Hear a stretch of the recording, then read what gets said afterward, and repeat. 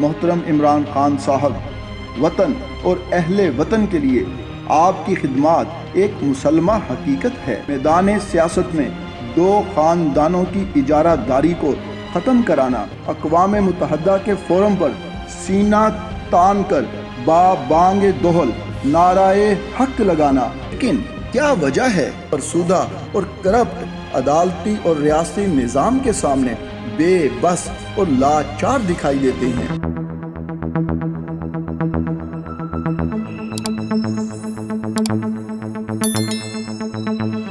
روزمرہ زندگی میں یہ عام مشاہدے کی بات ہے کہ جب کسی شہر یا گاؤں میں ایک بچہ گلی محلے کے منہ زور طاقتور اور اوباش نوجوان سے مار کھا کر زاروں قطار روتا ہوا گھر داخل ہوتا ہے تو اپنے لخت جگر کی حالت زار کو دیکھ کر مائیں چار طرح سے رد عمل کا اظہار کرتی ہیں۔ پہلی قسم کی ماں فوراً برقع پہن کر جاتی ہے اور اس لفنگے سے جھگڑا شروع کر دیتی ہے۔ دوسری قسم کی ماں یہ کہہ کر اپنے ہی بچے کو ڈانٹنا شروع کر دیتی ہے کہ میرے سمجھانے کے باوجود تو دوبارہ اس بدماش کے سامنے کیوں گیا۔ تیسری قسم کی ماں جھولی اٹھا کر اس ہت چھٹ کو بد دعائیں دینا شروع کر دیتی ہے، جبکہ چوتھی ماں ان تینوں سے بالکل مختلف لیکن عقل مندانہ روش اختیار کرتے ہوئے بچے کو اپنے پاس بٹھا کر اس کے آنسو پونچھتے اور بلائیں لیتے ہوئے بڑے پیار سے سمجھاتی ہے کہ بیٹا، مجھے معلوم ہے کہ تو بالکل بے قصور ہے اور ہم چاہیں بھی تو اس ظالم کا مقابلہ نہیں کر سکتے، لیکن اس کا ہرگز یہ مطلب نہیں کہ ہم تمام عمر ایسے ظالموں کا ظلم سہ کر اور رو دھو کر زندگی گزار دیں۔ میرے بچے، اس کا ایک ہی حل ہے کہ تم سخت محنت اور جد و جہد کر کے معاشرے اور اس دنیا میں وہ بلند مرتبہ اور مقام حاصل کرو کہ تمہارے سامنے اس طرح کے ظالم اور کم ظرف انسان ہونے لگنا شروع ہو جائیں۔ پھر وہ عقل مند ماں نہایت صبر، حوصلے اور ہمت کے ساتھ اپنے بچے کی تعلیم و تربیت کر کے نہ صرف احساس محرومی سے نجات دلاتی ہے بلکہ اس کو کامیاب انسان بننے میں مددگار ثابت ہوتی ہے۔ ریاست اپنے عوام کے لیے ماں کا درجہ رکھتی ہے اور ریاست کا سربراہ مشکل وقت میں اپنی قوم کی رہنمائی فرماتا ہے، ان کے دکھوں کا مداوا کرتا ہے۔ انتھک محنت، عزم مصمم اور قائدانہ صلاحیتوں کے طفیل اپنی قوم کو منزل مقصود پر پہنچا کر باوقار اور خوشحال اقوام کی صف میں کھڑا کر دیتا ہے۔ محترم عمران خان صاحب، وطن اور اہل وطن کے لیے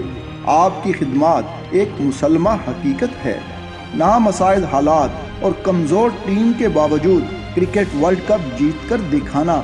شوکت خانم ہسپتال کو بنانا اور کامیابی سے چلانا، پسماندہ علاقے میں نمل یونیورسٹی کو تعمیر کرانا اور عالمی سطح پر تسلیم کروانا، میدان سیاست میں دو خاندانوں کی اجارہ داری کو ختم کرانا، تعلیم یافتہ نوجوانوں کو میدان عمل میں متحرک کرانا، ملکی معاملات سے لا تعلق ہونے والی قوم کو جگانا، کامیاب خارجہ پالیسی سے پاکستان کو آزاد و خود مختار ملک بنانا، مظلوم کشمیریوں کی آواز کو دنیا کے ہر خطے اور ہر شخص تک پہنچانا اور اقوام متحدہ کے فورم پر سینہ تان کر بانگ دہل نعرہ حق لگانا،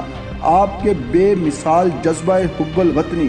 خلوص نیت، توکل اور پاکستانی قوم سے والہانہ محبت اور ہمدردی کا منہ بولتا ثبوت ہیں۔ لیکن کیا وجہ ہے کہ 22 سالہ انتھک جد و جہد، 2.5 سالہ اقتدار اور اسٹیبلشمنٹ سے اچھے تعلقات کے باوجود عوام کی زندگی میں تبدیلی لانے، کرپشن اور کرپٹ لوگوں کا خاتمہ کرنے، شوگر اور دیگر مافیاز کو نشان عبرت بنانے، مہنگائی اور بے روزگاری کو ختم کرنے، ہسپتالوں، سرکاری دفاتر، تھانہ اور کورٹ کچہری میں عوام کو رسوائی سے بچانے، چند خاندانوں اور مٹھی بھر اشرافیہ کے مقابلے میں ریاست پاکستان کو مضبوط بنانے، قانون کی عملداری، انصاف کی حکمرانی اور عوام کا معیار زندگی بہتر بنانے کا آپ کا درینہ خواب ابھی تک شرمندہ تعبیر ہونے سے قاصر ہے۔ یقیناً آپ کی ناکامی کی وجوہات یہ ہیں کہ آپ نے ادارہ جاتی اصلاحات کیے بغیر پہلی قسم کی ماں کی طرح ان مافیاز کو چیلنج کر کے ان سے لڑائی مول لے لی، لیکن فرسودہ ریاستی نظام کے باعث کسی ایک کو بھی سزا نہ دلوا سکے۔ آپ نے دوسری قسم کی ماں کی طرح مسئلے کا حل اپنے ہی بچے کو مارنے، یعنی اپنی قوم کو مہنگائی کی دلدل میں پھنسانے اور ریاستی اداروں بشمول نیب اور عدلیہ کے رحم و کرم پر چھوڑنے میں سمجھا۔ آپ نے تیسری قسم کی ماں کی طرح کرپٹ مافیا کو بد دعائیں دے کر، برا بھلا کہہ کر اور قوم کو ان کے خلاف بھڑکا کر بھی دیکھ لیا، لیکن آپ کو مسلسل ناکامی کے سوا کچھ نہیں ملا۔ خان صاحب، اس میں کوئی شک نہیں کہ پاکستان کو بیرونی سے زیادہ ان اندرونی دشمنوں سے خطرہ ہے جو اس ملک میں انصاف کی فراہمی، میرٹ کی بالادستی، قوم اور ملک کی ترقی اور شفاف الیکشن میں سب سے بڑی رکاوٹ ہیں۔ یہ ووٹ چور اور دیگر چند ہزار لوگ 22 کروڑ عوام اور پاکستان کی خوشحالی کے دشمن ہیں۔ یقیناً اس حقیقت کا ادراک آپ سے زیادہ اور کس کو ہو سکتا ہے، لیکن افسوس اس رکاوٹ کو دور کرنے کے لیے ابھی تک آپ نے سب سے پہلے کرنے والا کام، یعنی عوام الناس کی تعلیم و تربیت، حوصلہ افزائی اور مناسب رہنمائی کر کے ان کی صلاحیتوں سے مستفید ہونے، عدالتی اور ادارہ جاتی اصلاحات کے ذریعے عوام کو فائدہ پہنچانے کے لیے کوئی عملی اور ٹھوس اقدامات نہیں کیے، اور نہ ہی دور دور تک کوئی امید نظر آ رہی ہے۔ یہی وجہ ہے کہ 2.5 سالہ دور حکومت میں حاصل ہونے والی بے شمار کامیابیوں کے باوجود آپ مافیاز کی طاقت، بے حس، فرسودہ اور کرپٹ عدالتی اور ریاستی نظام کے سامنے بے بس اور لاچار دکھائی دیتے ہیں۔ خان صاحب، اگر آپ تبدیلی لانا اور پاکستان کو ریاست مدینہ کی طرح اسلامی فلاحی ریاست بنانا چاہتے ہیں تو اس کا واحد حل عقل مند ماں کی طرح پاکستانی قوم کی تعلیم و تربیت اور فوری ادارہ جاتی اصلاحات کے ذریعے وطن عزیز اور ہر ریاستی ادارے میں موجود کالی بھیڑوں، میر جعفروں اور میر صادقوں سے ہمیشہ کے لیے قوم کو نجات دلانے میں پوشیدہ ہے، ورنہ خاطر جمع رکھیں کہ کامیاب ترین خارجہ اور معاشی پالیسی، ہزاروں پناہ گاہ بنانے، اربوں درخت لگانے اور سینکڑوں متاثر کن تقاریر کرنے کے باوجود بھی آپ وہ تبدیلی نہیں لا سکتے جو آپ کا خواب اور قوم سے وعدہ ہے۔ بے شک ان مافیاز کی گرفت سے ملک و قوم کو آزاد کرانا بہت ہی مشکل ہے، لیکن ناممکن ہرگز نہیں۔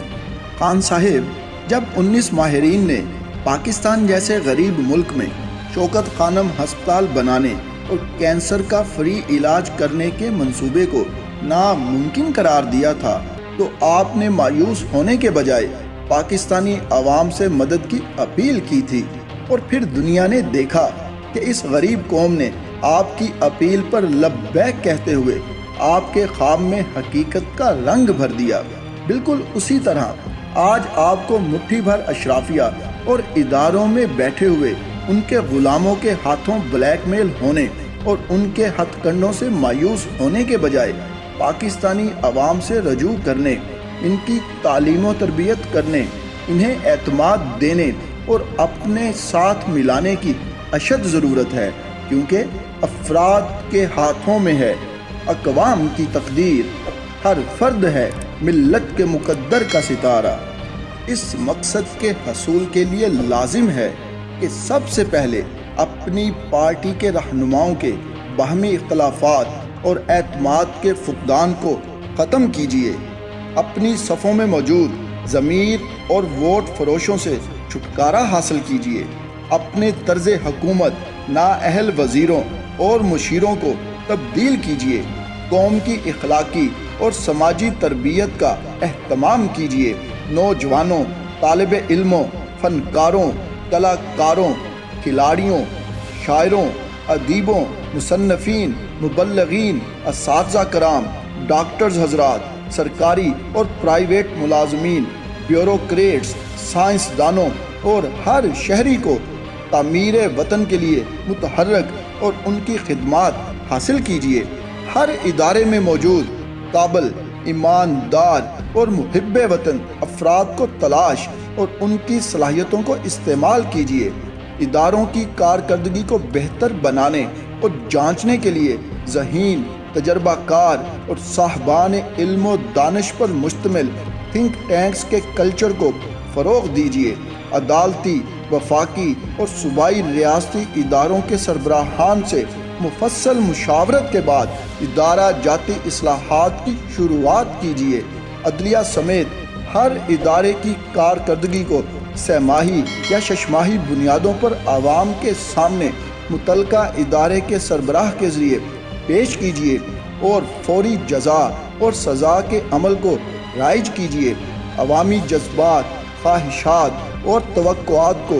جاننے کے لیے بالمشافہ اور اچانک ان سے ملاقات کیجیے۔ عشق رسول صلی اللہ علیہ وآلہ وسلم اور جذبہ حب الوطنی سے سرشار ہر پاکستانی کے دل کے تار ہلا دیجیے۔ پاکستانی قوم کو تعمیر وطن کے لیے تیار، ان کی گزارشات پر عمل اور ان کی صلاحیتوں کو استعمال کیجیے۔